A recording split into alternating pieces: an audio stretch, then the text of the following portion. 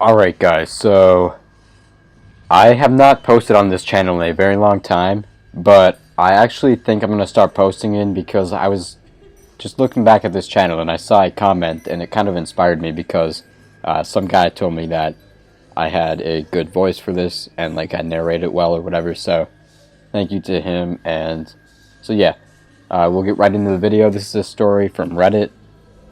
It's a scary story about an air traffic controller at Atlantic Municipal Airport in Iowa. And so yeah, let's get into it. So I graduated from Fordham in 1974, and I had no idea what to do. Times were different then. We were able to find jobs easily. Jesus, I remember companies practically begging us to work for them. But I don't want to do some shitty desk job for the rest of my life, so I waited. Then one day, while flying to visit our aunt on Thanksgiving, I caught myself being fascinated with the complexity of air traffic systems. That's all it took. I decided to become an air traffic controller. By the time I turned 27, I had passed all of the necessary tests and have accumulated enough experience to be hired and work without supervision. Is that you don't really get to choose where you're going to work in the beginning. Sure, we all wanted to work at JFK or Hartsfield-Jackson, but those jobs just weren't available to us rookies. So I had to take a job in a bumfuck little town in Iowa called Atlantic. It was literally a single landing strip in a damn cornfield. But I had to pay my dues, and the money was alright.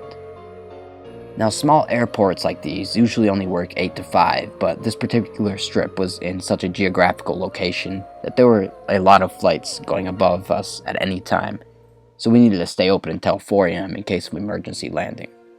By staying open, I mean I had to sit in the control tower, and there was only one security guy sleeping in the airport's only terminal.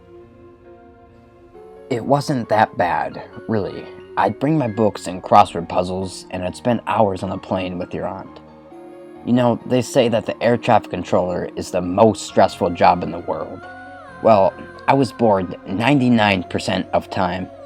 That 1% was guiding small Cessnas into my cornfield airport. So why am I telling you all of this? Well, about 3 months into my job, something started happening. Something that even today I can't really... I'll save you the talk about the supernatural, but it happened at the airport, so it just ain't right. February 20th, 1979. I remember it like it was yesterday. It wasn't your regular winter night in Iowa. Freezing winds and freezing cold, but no snow. I was supposed to work until close, although we didn't have any flight scheduled. Around 1 a.m., I received a radio message from a small Cessna about 30 miles from the airport. They were having really bad snowstorms up in Omaha, and they needed to land here in Atlantic. I guess being open late was justified, after all. I got my binoculars out, verified the visibility, and started guiding the aircraft. Though it was really windy out there, they managed to touch down. I looked through the binoculars to verify the landing, if it went okay, and that's when I saw her for the first time.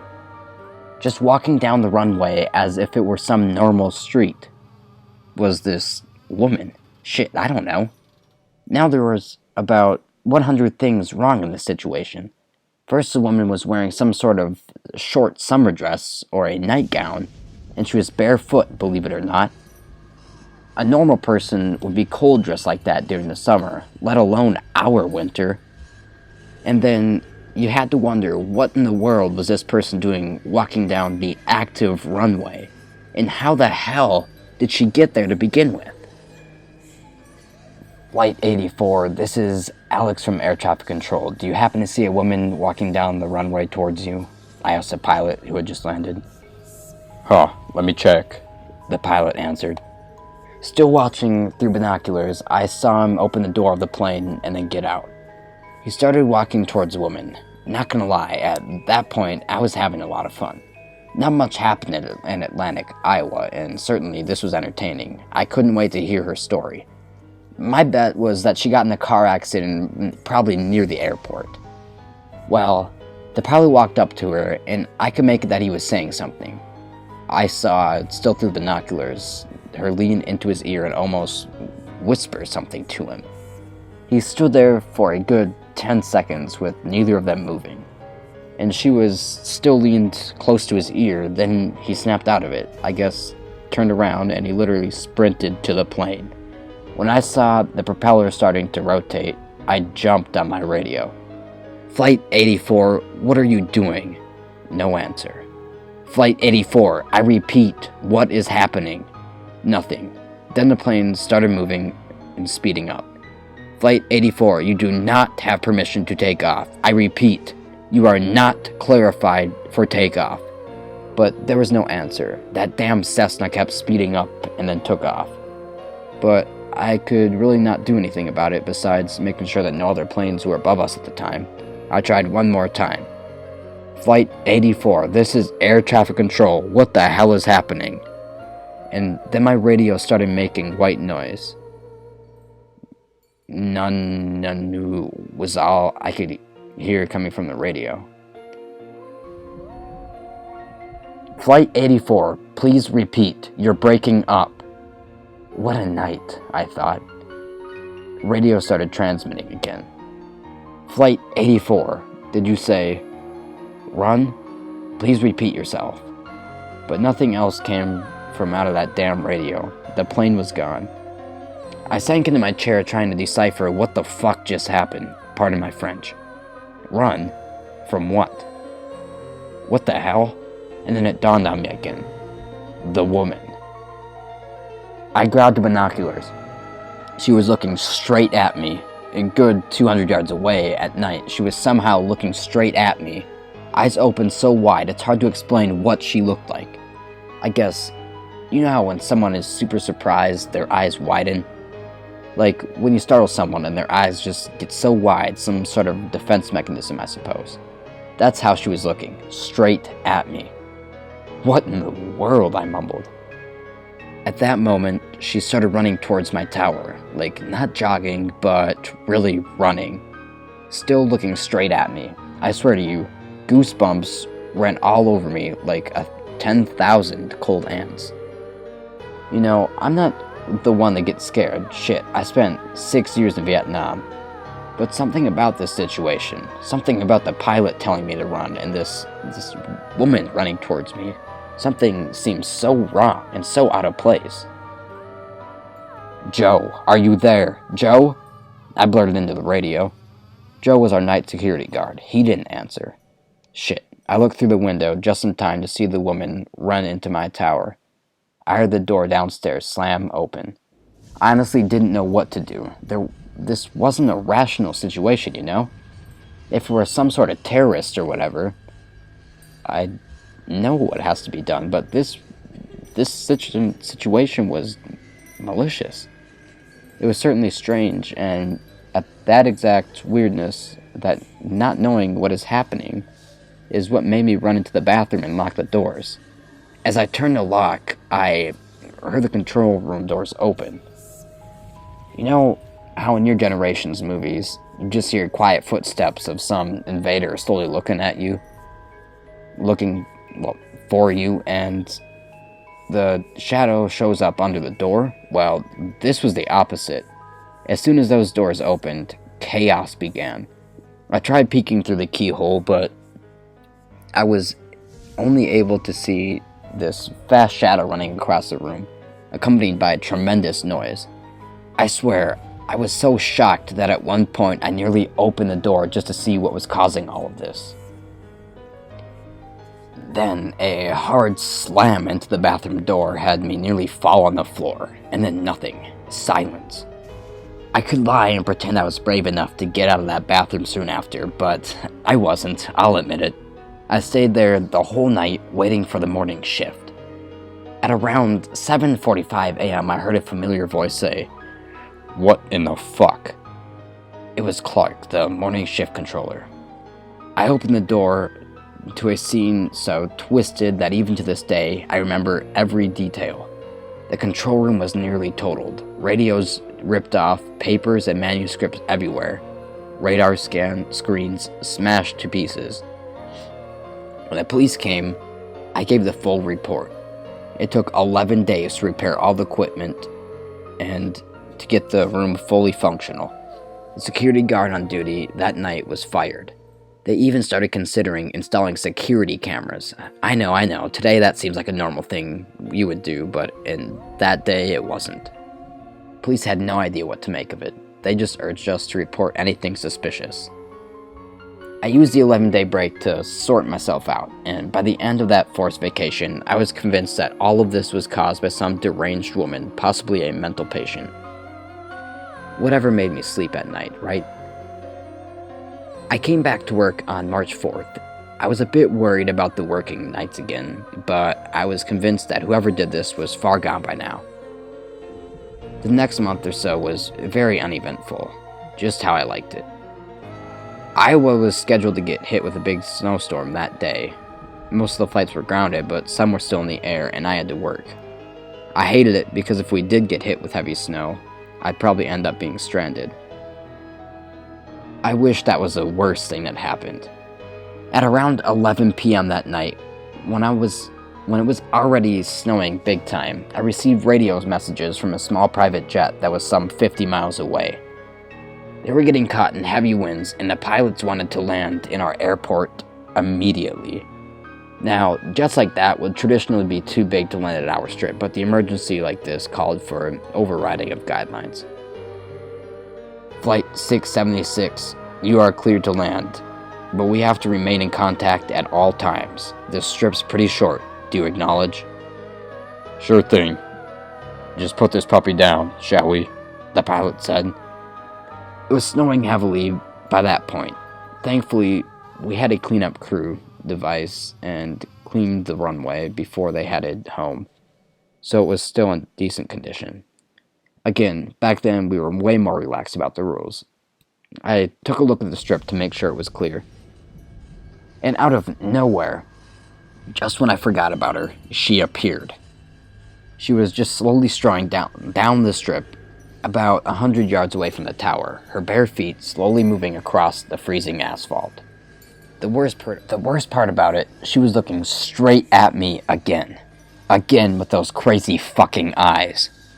This is when I realized what the most disturbing thing about her was. She wasn't blinking. I was looking at her for a good 2 minutes, winds and snow blasting in her face, and she wasn't blinking. It was almost as if she didn't want to lose a fucking millisecond of looking straight at me. Oh God. Flight 676, maintain. I repeat, maintain the altitude until further communication. Traffic control, this is 676. That is a negative. We cannot maintain with headwinds like this. We have to land. Are we clear? We are 6 minutes away. I couldn't risk the lives of people up in that plane. I had to land them despite this. Whatever this was walking down the runway. Cleared to land, 676. I put the radio down and looked through the window. She was now some 10 yards away, coming closer to the tower. Though I shouldn't, under any circumstances, leave the control room, I ran down to the first floor and locked the outside door. I knew she was coming, and I knew she was close. When I got back to the room, I heard the radio. Control tower, we are approaching the runway. Please advise. Rotate 3 degrees right. Acknowledge. Copy that. We see the lights now. See you soon. I looked up through the window and could see the plane in the distance. There was no trace of the woman on the runway. I sighed a breath of relief. I was going to deal with this issue after the jet had safely landed. At that moment, a loud noise broke through the tower. I didn't want to believe it, but I was afraid that the first floor door had slammed open. How the hell? I locked it. I know I did. And then goosebumps overcame me again, almost as if my body could feel something that I couldn't. My first instinct was to lock myself in the bathroom again, but I couldn't. I couldn't leave the radio. Footsteps on the metal stairs were getting louder. I assumed it was a her, wasn't running at least, but the violent sound of footsteps made me think she was. What, slamming her feet into the ground with every step she made? 676, this is traffic control. I have visual confirmation. Clear to land. I heard the control room doors open, again. This is when I realized just how afraid I was. You know, I'm almost 70 now, and I'm not embarrassed to admit how scared I was at that moment. Matter of fact, I was so scared that I couldn't even turn around, if you can believe that. I just couldn't face what was behind me. This was very unusual because I always am composed and rational. Always, whether it was being stuck in a ditch in the Vietnamese jungle or nearly being hit by an 18-wheeler on the highway. Always calm. And there I was, staring straight at my radio, unable to turn my head and face it. I'm sure your friends on the internet will laugh at how I reacted, but I guarantee most of you would behave the same. Your body just doesn't behave normally when terrified. Traffic control, 30 seconds out, here we go. Came from the radio. I slowly pressed the talk button on the radio, my teeth literally chattering. All clear, I muttered. Then I felt a cold breath on my neck. She was behind me, breathing slowly into my neck. I could feel the lips move up to my ear. You know, when you were a kid and someone was messing behind your back, making faces or bunny ears, and you could somehow feel it? I could feel the mouth an inch from my ear, though I couldn't even see her with the corner of my eye. I was nearly paralyzed. I admit, I used to be ashamed of my inability to act in this surreal situation, but now when I look at it, no one can tell me if they'd act any differently. But it wasn't an earthly situation, you know?